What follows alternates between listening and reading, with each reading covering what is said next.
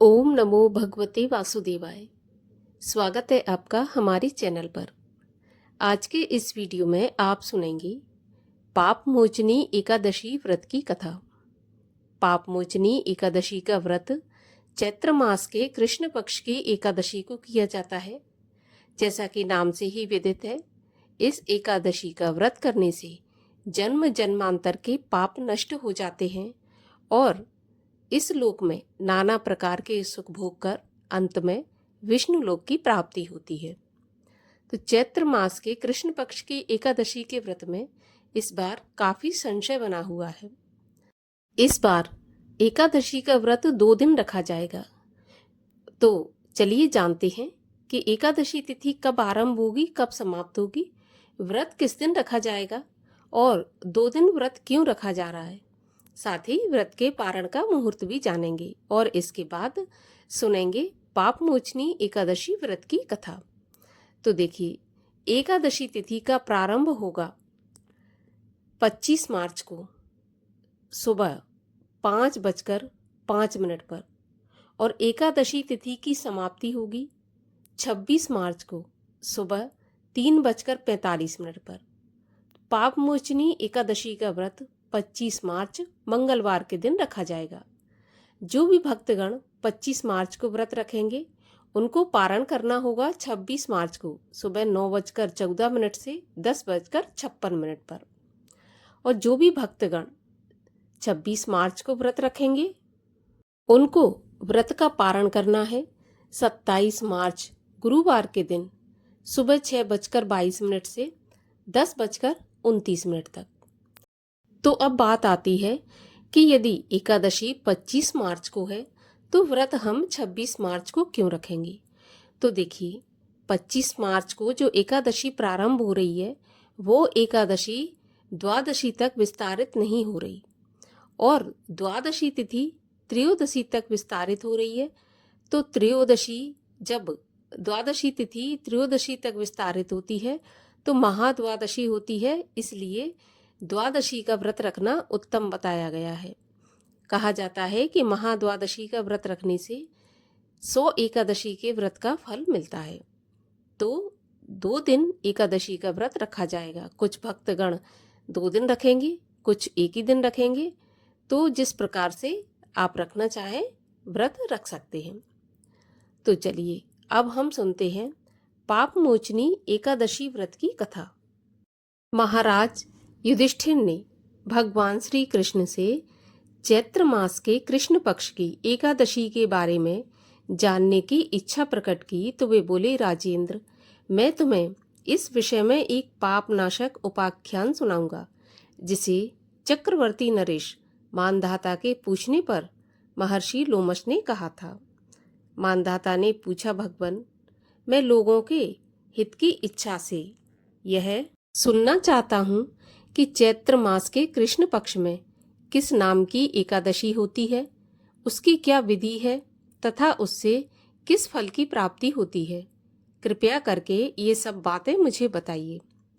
तब लोमश जी ने कहा कि हे राजन, पूर्व काल की बात है। अप्सराओं से सेवित चैत्र रथ नामक वन में, जहाँ गंधर्वों की कन्याएं अपने किंकरों के साथ बाजे बजाती हुई विहार करती हैं, मंजुघोषा नामक अप्सरा मुनिवर मेधावी को मोहित करने के लिए गई। वे महर्षि चैत्ररथ वन में रहकर ब्रह्मचर्य का पालन करते थे। मंजुघोषा मुनि के भय से आश्रम से 1 कोस दूर ही ठहर गई और सुंदर ढंग से बीड़ा बजाती हुई मधुर गीत गाने लगी। मुनि श्रेष्ठ मेधावी घूमते हुए उधर जा निकले और उस सुंदर अप्सरा को इस प्रकार गान करते देख उसकी तरफ मोहित होकर वशीभूत हो गए। मुनि की ऐसी अवस्था देख मंजुघोषा उनके पास आई और बीड़ा नीचे रखकर उनका आलिंगन करने लगी। मेधावी भी उसके साथ रमण करने लगे। रात और दिन का भी उन्हें भान नहीं रहा। इस प्रकार उन्हें बहुत दिन व्यतीत हो गए। मंजुघोषा देवलोक में जाने को तैयार हुई। जाते समय उसने मुनि श्रेष्ठ मेधावी से कहा कि हे ब्राह्मण, अब मुझे अपने देश जाने की आज्ञा दीजिए। मेधावी बोले, देवी, जब तक सवेरे की संध्या ना हो जाए तब तक मेरे पास ही ठहरो। अप्सरा ने कहा, हे विप्रवर, अब तक न जाने कितनी ही संध्याएं चली गईं। मुझ पर कृपा करके बीते हुए समय का विचार तो कीजिए। तब लोमश जी कहते हैं, राजन, अप्सरा की बात सुनकर मेधावी चकित हो उठे। उस समय उन्होंने बीते हुए समय का हिसाब लगाया तो पता चला कि उनके साथ रहते हुए उन्हें 57 वर्ष व्यतीत हो गए। उसे अपनी तपस्या का विनाश करने वाली जानकर मुनि को उस पर बड़ा क्रोध आया। उन्होंने श्राप देते हुए कहा कि पापिनी, तू पिशाची हो जा। तब मुनि के श्राप से दग्ध होकर वह विनय से नतमस्तक होकर बोली, हे ब्राह्मण, मेरे श्राप का उद्धार कीजिए। 7 वाक्य बोलने या 7 पद साथ साथ चलने से ही सत्पुरुषों के साथ मैत्री हो जाती है। हे ब्राह्मण, मैंने तो आपके साथ अनेक वर्ष बिताए हैं, अतः मुझ पर कृपा कीजिए। मुनि बोले, भद्रे, क्या करूं, तुमने मेरी बहुत बड़ी तपस्या नष्ट कर डाली है। फिर भी सुनो, चैत्र कृष्ण पक्ष में जो शुभ एकादशी आती है उसका नाम है पापमोचनी। यह श्राप से उद्धार करने वाली तथा सब पापों का क्षय करने वाली है। उसी का व्रत करने पर तुम्हारी पिशाचता दूर होगी। ऐसा कहकर मेधावी अपने पिता मुनिवर च्यवन के आश्रम पर चले गए। उन्हें आया देखकर च्यवन ऋषि ने पूछा, बेटा, यह क्या किया? तुमने तो अपने पुण्य का नाश कर डाला। तब मेधावी बोले, पिताजी, मैंने अप्सरा के साथ रमण करने का पातक किया है। अब आप ही कोई ऐसा प्रायश्चित बताइए जिससे मेरे पाप का नाश हो जाए। तब च्यवन ऋषि बोले, बेटा, चैत्र कृष्ण पक्ष में जो पाप मोचनी एकादशी आती है उसका व्रत करने पर पाप राशि का विनाश हो जाएगा। पिता का यह कथन सुनकर मेधावी ने उस व्रत का अनुष्ठान किया। इससे उनका पाप नष्ट हो गया और वे पुनः तपस्या से परिपूर्ण हो गए। इसी प्रकार मंजू घोषा ने भी इस उत्तम व्रत का पालन किया।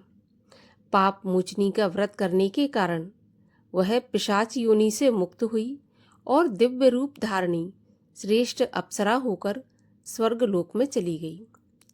भगवान श्री कृष्ण कहते हैं, राजन, जो श्रेष्ठ मनुष्य पाप मोचनी एकादशी का व्रत करते हैं उनके सारे पाप नष्ट हो जाते हैं।